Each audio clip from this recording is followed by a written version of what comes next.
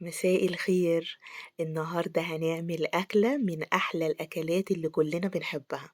هنعمل الشاورما وهنعملها بيتي وهنعملها بطريقة مضمونة ومكونات مضمونة وبطريقة سهلة جدا، والطعم مفيش أحسن من كده.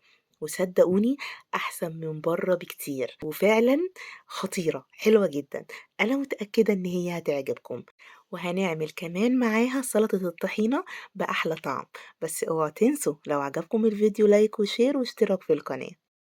هنجيب نص كيلو لحمة، هنروح عند الجزار هنجيب القطعة اللي احنا بنقطعها للبفتيك أو الاسكالوب، علشان بتستوي بسرعة وبتبقى كلها حمرا. وهنقطعها زي ما انتوا شايفين شرايح،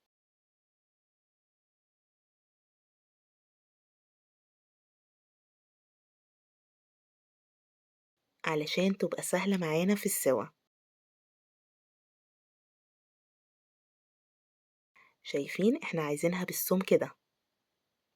وبعد ما خلصنا كل الكمية هنجيب بقى التوابل بتاعتنا اللي هي هتدينا الطعم الحلو للشاورما، وهي عبارة عن معلقة ملح، نص معلقة فلفل، نص معلقة توم باودر، بصل باودر، بابريكا، زعتر، توابل لحمة، رشة بسيطة من جوز الطيب، وحبهان مطحون.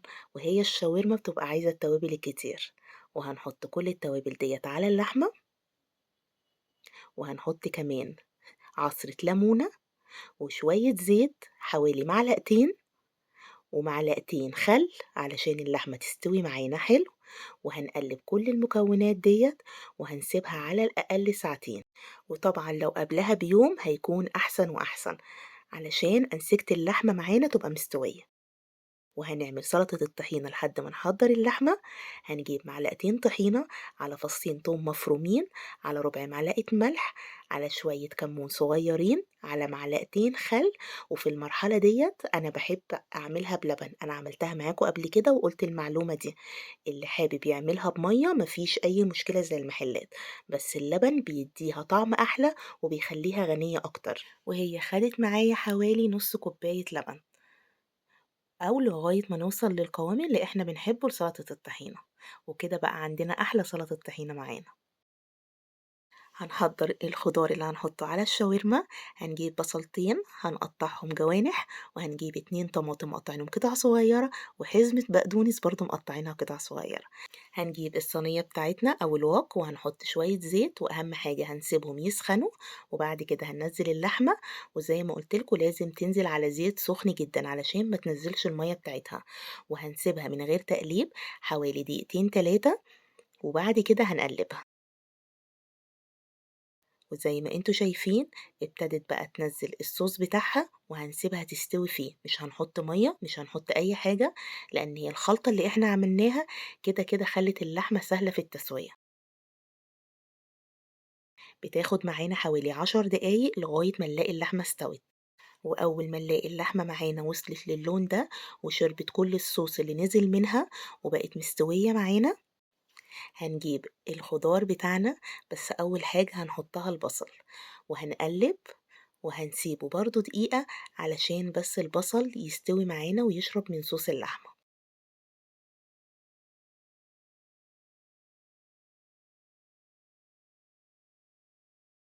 وبعد كده هننزل بالطماطم وهنسيبها برضو دقيقة. هو الموضوع كله بسيط، بس علشان الخضار يستوي معانا والطماطم تنزل ميتها وتكون مستوية.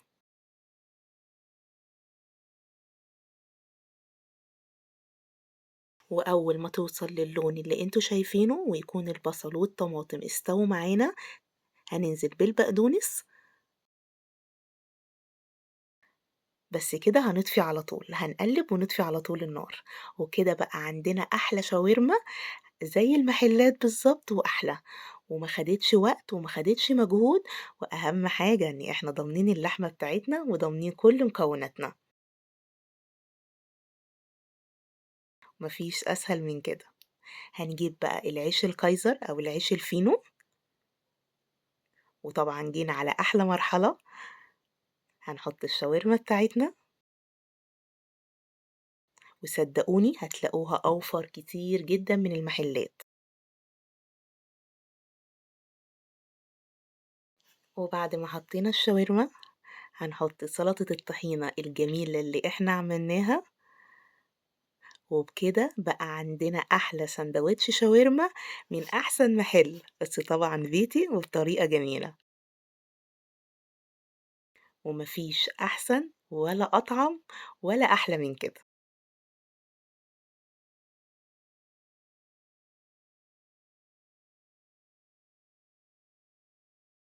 ومع المنظر الرائع ده علشان بقى نكمل أحلى أكلة معانا هنعمل معاها بطاطس محمرة، وبكده بقى عندنا أحلى أكلة شاورما مع بطاطس، ومفيش أحلى من كده ولا أسهل من كده ولا أبسط من كده، وبجد الطعم خرافة.